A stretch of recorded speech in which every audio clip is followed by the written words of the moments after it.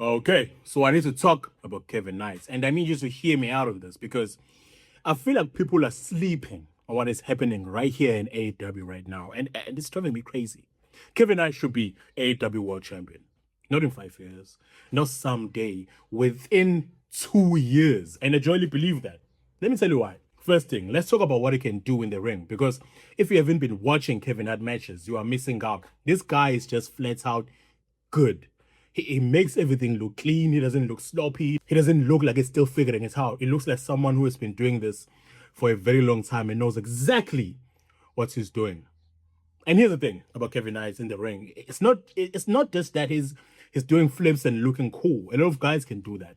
What makes Knight different is that his matches actually feel like a fight.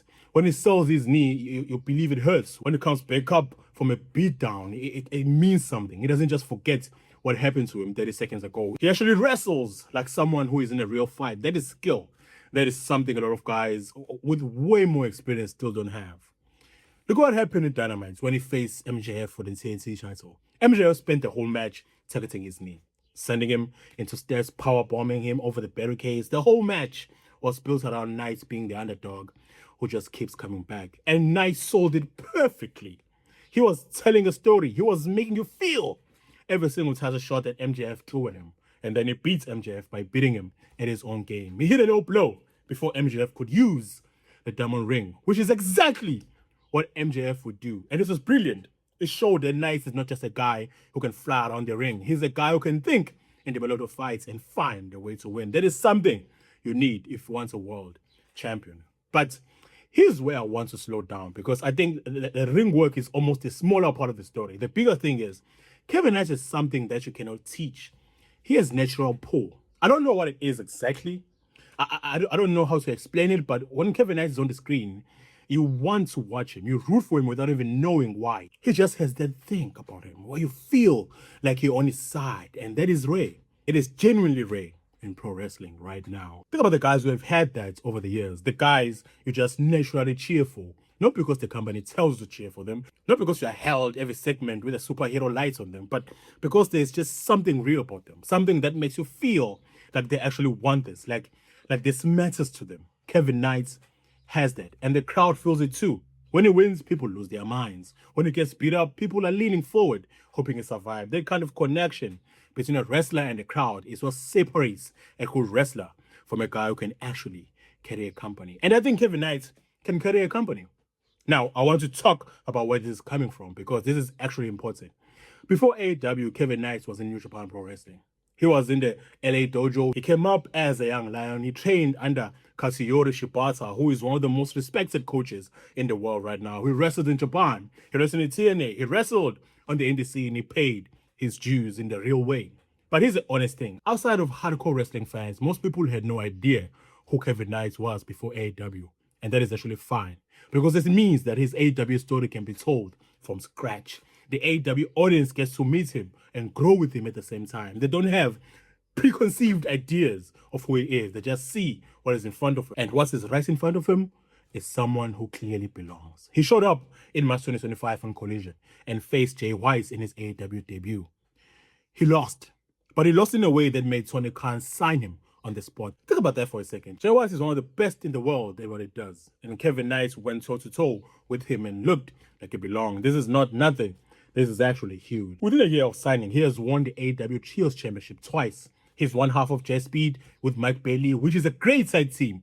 And then April 2026, he wins the TNT Championship in a Casino Gauntlet at AEW Dynasty. His first singles championship ever, and the way he won it was incredible. He entered late, pinned Daniel Garcia, while Garcia still had a submission locked in on his tag partner. That is storytelling. That is the kind of thing that makes a moment. So here's what I'm talking about. Here's what I think they should do. And if they do it right, it's going to be absolutely ridiculous in the best way possible. Kevin Knight right now is already in the mix for a world title shot. After he beat MJF, Darby Allin basically had him a shot at the AEW World Champion. That means the door is open right now, and I think they should let him walk through it and lose. Yes, I said lose. But the best underdog stories don't start with a win. They start with someone getting close and getting it taken away.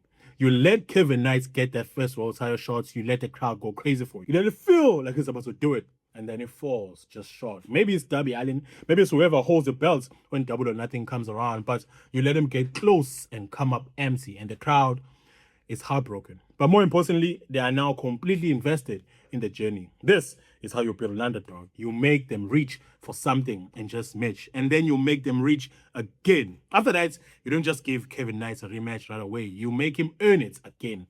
You put him in situations where he keeps fighting bigger and bigger guys. You put obstacles in front of him. Maybe a heel team that has it out for him. Maybe a veteran who doesn't think it deserves to be in the main event picture. Maybe he gets stripped of the TNC title under controversial circumstances. You pile it on, you make it hard.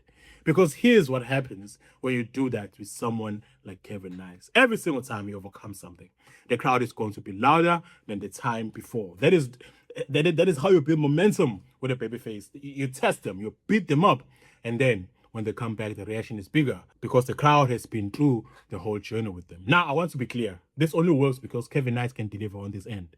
Not every guy can be put in this kind of situation. Some guys get put in the underdog role and it fails flat because the crowd just doesn't believe in them enough. They don't have that pull. They don't have that thing where people naturally want to see them succeed. Kevin Knight has that. He keeps coming back to it because it's the whole thing. You can give all the great matches in the world, and if the crowd isn't emotionally invested in them, it doesn't matter. Because when you combine in-ring ability that Knight clearly has with natural connections he has with the crowd, and then you put him in a proper underdog story with real stakes, this is when you get something special. Think about what the proper run for him looks like in the next 2 years. He gets his first world title shot in mid-2026 and he comes short.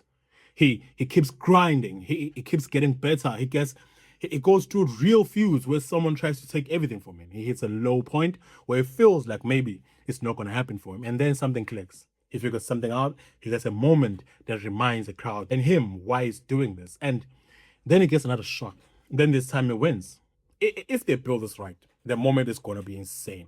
The crowd is going to be losing their minds because they have been on this ride with him. They have seen him get knocked down over and over again. They've watched him get back up every single time, and now he's here with the belt in his hand, and the whole thing is going to feel earned. This is what wrestling is supposed to be. That is the whole thing. You are supposed to feel something at the end of the story. You are supposed to care.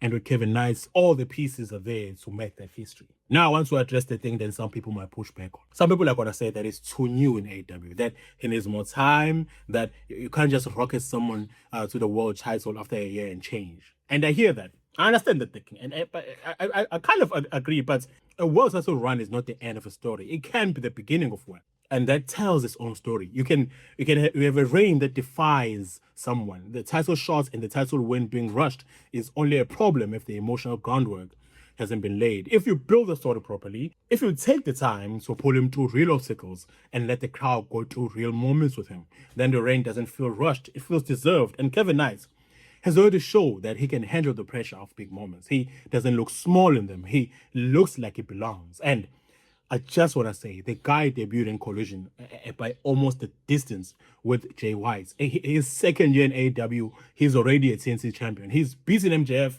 He's been in trios matches with Adam Page. He was in the Owen Cup tournament. He's a guy who just still waiting to be ready. He's very close to being ready. The question is just whether AEW is going to have the nerve to go all the way with him. And I think they should.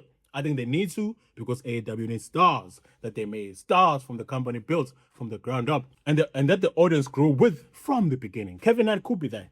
The guy who points at it clears and say, yeah, AEW made that guy. That is AEW's original, and those are valuable in a way that bringing in already made stars is not. There is something different about a champion who comes up to your system, who got beat up on your shows, who earned every single inch of their spot by doing it in front of your audience. The crowd owns a piece of the story, and that ownership is what makes a reaction when they finally get to the top. We can mark this video, come back to it, because I don't think I'm wrong about this one, but I could be.